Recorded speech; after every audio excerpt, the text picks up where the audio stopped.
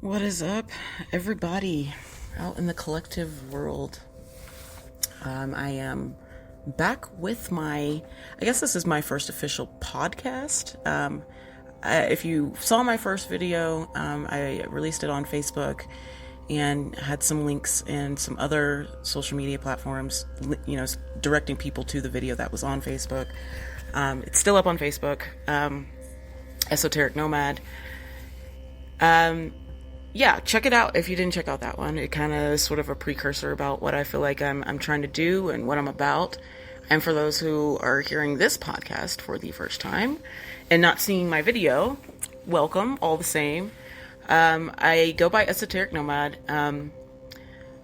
I believe that my mission is essentially to just transmute all the bullshit that I've been through into something positive, because I believe that it is meant to help others. And I'm trying to detach from trying to overanalyze the ways that I might be able to help others and just listen to my inner guidance. So this won't be for everybody. I'm aware of that. And if it doesn't resonate with you, if you find it, if you're not interested in it, no hard feelings. Someone once said, you don't have a gift if there isn't someone to receive it. And I don't believe that I have this message for no one to hear it. So you're going to have to excuse possibly hearing my dog in the background, who just decided to get into this bone that she hasn't been dealing with at all. Of course she's doing it now. All the same, I'm going to continue. So I wanted to get on here today. And I'm just speaking for my personal life. This is my own experience. I try to keep it to that. And I have a tendency sort of when I'm telling stories to kind of generalize things like we all, and I'll do that just because I say we are soul beings, but we still have a human nature to sort of just constantly need to relive lessons over and over again. So the moment we think we've mastered something is when we really haven't learned anything at all. And yeah, so I'm going to start with something I've been going through recently. It's been sort of an amazing, it's like peeling back another layer to the onion of this human experience. And recently I have reached a place, I think, in my own personal growth where I'm finding it increasingly difficult to tolerate bullshit. And when I say that, I feel like there's going to be a lot of people who are like, amen. All right. Nobody wants to deal with bullshit. Nobody. We don't. Nobody wants to deal with it. Let's be real. And in that, what I mean specifically for myself is what I'm willing to accept from others, because I'm no longer accepting it for myself. Now, there's been times in the past where it's almost expecting others to sort of rise to this occasion and be these people and express themselves in ways that I was not even able to do. And I realize the fault in that now. It's been a learning experience that lesson has been revealed to me, and how, sort of naive I was in the past to even expect anybody to meet me in a place or to have that expectation. It's always nice to have a hope, but to have the expectation that people are supposed to do these things without even asking myself, am I willing to do this? Am I ready to do this myself? And recently, I can proudly say that in all areas of my life and how I relate to people, I am walking in alignment with my values. Now, am I doing that flawlessly? Of course not. Am I still tempted by things? Absolutely. Do I constantly have to remind myself about the things that I value and the things that I've worked so hard to understand about myself and others, and to stay mindful of those things constantly? Because like I said, the second we think that we've just learned something, I've just mastered this, there's more to learn. There's always more to learn. And so I try to remain in a place of constant learning, which was difficult for me in the past, and it still presents itself as challenges at certain times today, because my logical mind thinks, once you learn this, you can't unlearn it, so therefore you must know it, and therefore you're never going to fuck up again. And it's sort of like a math equation. We figure out, once we learn how to do this problem, we figure out the formula and all of that, and we get the problem right. It's we once you have the formula, you know how to do it. But it doesn't mean that every problem that you encounter, even with the same formula, is going to work itself out in the same way. Therefore, you're going to have to approach it differently. You're going to have to think of it. It's like that. And so that's just a side note. There's been a couple of things I feel like my guides have been prompting me to push out into the collective, because it's definitely something that I've been resonating with. And one thing I've realized throughout my journey is that I tend to absorb a lot from the collective, hold on to a lot of feelings and a lot of things that we're all struggling with. And, I could be going through my own struggles, but also embodying other people's struggles on top of it. I am a water sign, and I don't know if you, as a listener, are into astrology. I always say astrology is a modality. It's a tool. Don't use it to determine your life, but it is a helpful guide. And it's very revealing and telling about, if you get your birth chart and all of that, and you look into that, the movement of the planets, the placement of the planets in your sign, it's all, I feel like anything can be used as a tool to help further your growth. And in that, astrology has been a really helpful tool for me. I've had to watch myself that I don't get, completely consumed in it and start, oh, this horoscope said this. So, no, it's not your fate. It's not. It's a suggestion. It's a glimpse of what could happen if you haven't evolved to a certain point, if you don't, understand this concept, you might struggle with this. It's sort of just like it tells you what could happen, but it doesn't mean that it will. We always have control over our own destinies, and that's something that I'm constantly having to stay in balance in. And like I said in my video, I get stuck on tangents. Y'all are just gonna have to roll with me. I'm gonna do my best to control them, but it's still gonna happen. But one of the things that was being pushed to me to say was, you can't control the current, but you can steer the ship.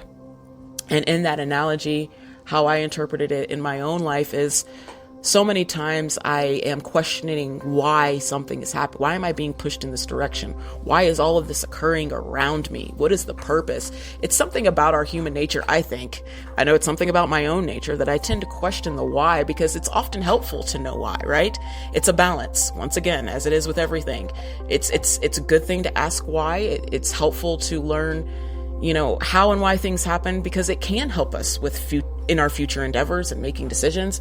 And also, we should be mindful not to just lead from that point all the time, because the past is not always going to be what happens in the present and all of that. So it's like, the more I understand balance and all of those things, it's like, we are, but we aren't. It sounds like some Mr. Miyagi shit.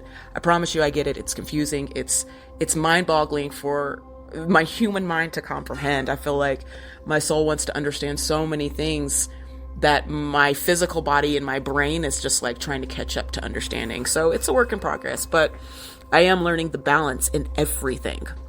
And so often in society, we want to pick, right? We want to pick one or the other. It's either this or it's that, right? Like, someone can't be loving and equally horrible, right? But a good example of this is, like, I'm just using this as an example, and I'm sure this might be someone's experience. Like, in marriages, when the parents break up, say there's a divorce in the family, there's kids involved, how the male or female, whatever it is, how they experience one another might be it's going to be vastly different than how that child experiences that parent, so like, in an extreme case, just for an example, let's say that one of the people was abusive in the relationship and the other spouse it was a horrible experience for them. There was trauma involved, all of that, just terrible. No one should ever put hands on anybody, in my opinion. And say they get out of that. Now, the child's experience of that parent that maybe was the abuser may not be anything that signifies anything to be alarming, right? That child might still look at that parent like the sun shines out of their ass, like they can do no wrong, that they're great, that they're flawless. How we often idealize people, our parents, anyone really. But say the other spouse who was on the receiving end of that abuse, of course, they had a vastly different experience, could consider that person just terrible, abusive, all those things. Each experience is valid. And that's what I mean when it's like, so often we want to pick, like, someone has to be this or that. And no, we are complex soul beings. We are so complex in so many ways that I haven't even discovered yet. Like, it's I say boggling, but it's amazing. It's actually a beautiful thing, how complex we are. And then, but funny how we try to take that complexity and just limit it. And so in that, I encourage us to look at both sides of things. You don't have to pick one or the other. It can be simultaneously both at different times. I feel like it's in our human nature to be a hypocrite to some extent, because we're always learning. Like, you can tell someone, like, look, this isn't the wise thing to do, and still exhibit that same behavior in another area of your life that you may not be fully aware of. That's why we are complex beings. And that's why I said in my first video about extending compassion to people, because nobody's perfect. None of us are. And we're all just trying to figure it out. So having some grace in that. The other thing that I wanted to highlight, because I don't want this to be a really long podcast, I just wanted to get some things off my mind, was just to, if you are at a place in your growth that you were not before, if you are exhibiting self-love, if you are setting boundaries, if you are recognizing your limitations, if you are expressing and expecting authenticity from others, honesty, transparency, integrity, that is okay. That is okay. But it will often feel, because like if you are at that level, like I'm just going to express my own experience. I've recently realized that I've reached a place in my own growth where like I can't handle the bullshit. I can't. Like I said, like I believe like in accountability in every form, all over the place. It's rare that something is just one person's fault, if ever that's the case, and it's extremely important to look at the part we're playing and to try to have that understanding. Now, everyone has that right to just never speak to someone again. That is our right. We can do that as well. And sometimes that is necessary.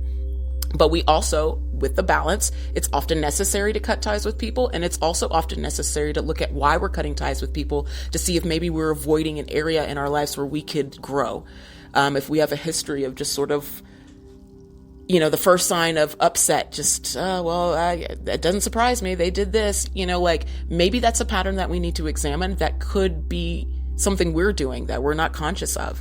Like, we don't have to just accept these, it's just the way I am, like not getting fixated in that, I think is extremely important. And like I said, recently I'd sort of like become very weary and down about the way my outer world is looking. Now, mind you, it took a lifetime. It took 38 levels for me to get to the point where I'm finally recognizing in its full glory my self-worth, how amazing I feel like I am, and confident in that, not needing the outside validation. Now, sure, it still feels nice, and this is always something that I feel like is going to be revisited in my spectrum, but knowing that I don't need it. I don't, and really resonating with that and loving myself and my uniqueness and my quirks and the fact that, yes, I was an addict and I'm not anymore. And I was homeless and I had nothing and I'm not anymore. I pulled myself out of that, and celebrating that and being proud of that. Like confidence is one of those things that it can be perceived as arrogance, and also it could be confidence. I will never forget when I was younger, I was extremely shy and introverted child, and someone mistook me as thinking I was better than everybody else because I was so quiet and I didn't engage. And I think that's just a perfect example of how the reality of someone's experience can be so different than how other people perceives it. And so in that, not trusting necessarily just how someone else is experiencing you for your validation. Like, are you sure in yourself of how you feel, of who you are? And I feel like I'm at that place, and I wasn't celebrating that. I wasn't celebrating that I finally reached this place where I have been wanting to be, where I have so many failed relationships and so much strife and heartbreak and breaking my own heart and minimizing myself and going the extra mile for people who could have met me halfway, and just overdoing it, overpouring all the time. And now realizing when I need to set that boundary, when I need to step back, all of that. It's very freeing, but I wasn't celebrating that. I was too worried about the friendships I'm losing, the people that are falling out, the way that everything's changing around me. And I struggle. I'm challenged by change. I'm learning to adapt to it, but these are good things because, right, if these people aren't for me, then why am I upset that the universe is removing that? It's a good thing. And that was mind blowing for me. And I feel like someone else might need to hear that. Like, don't get caught up in the negativity that's surrounding you. Maybe look at what's perceived as negative about your surroundings. If it's phasing out, if it's a relationship that's on the rocks, maybe you need to let it go. You know what I mean? Like, is it because you put up a boundary? Is it because you're putting pride in yourself and your growth and you're expecting more of yourself, and therefore you are expecting more in your outer world? That's okay. So yeah, I'm gonna leave y'all with that today. That was just a brief message. I could go on, and I will be back. But that is my second podcast. Stay tuned. I will be releasing more. And namaste, everybody. Stay safe out there in those cosmic streets.